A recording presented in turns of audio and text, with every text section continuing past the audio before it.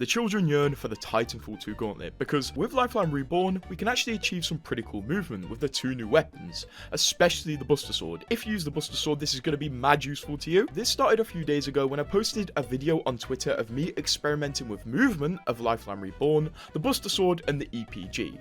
Basically, I just combined the movement of the EPG with the dashes of the sword with Lifeline's drone, and somebody actually replied with this, which combines the sword and Lifeline Reborn to allow you to cover a lot of ground and rush enemies with very little effort. What is this very easy method? Well, to understand how this works, basically you have to understand why this and this are pretty mediocre on their own. You might be aware for starters that Lifeline's glide is pretty slow, and you usually need speed off a jump pad or something to make it useful. And you also may be aware that the sword's dash is fast, but it doesn't take you very far.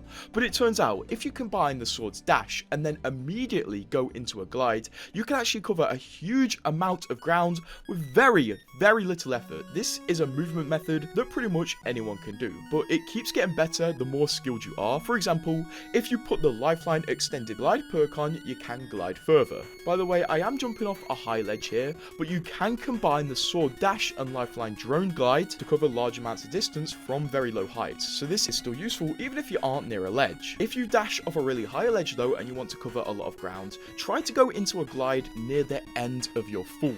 Then you'll get a huge boost of speed. I also found out if you somehow get the EPG and the Buster Sword at the same time, you can get some crazy tech and movement where you throw yourself into the air with the EPG and then use a dash from your sword and then go into a glide.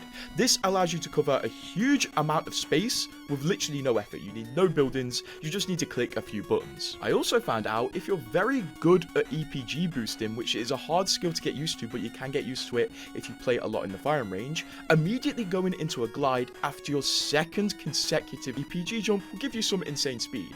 Basically, just mess around with these methods and you can do some crazy movement. But most likely in normal games you're only going to have one of these 2 weapons at one time, and the easiest one to use is the sword. So if you ever need to get out of some trouble or chase somebody down in Apex and you have the sword and you're playing Lifeline, just dash, glide, and then hunt that enemy down. It's simple, easy, and fun. And with all these new crazy movement tags, I thought it would be nice to show you one that is very effective and doesn't require 700 hours of training.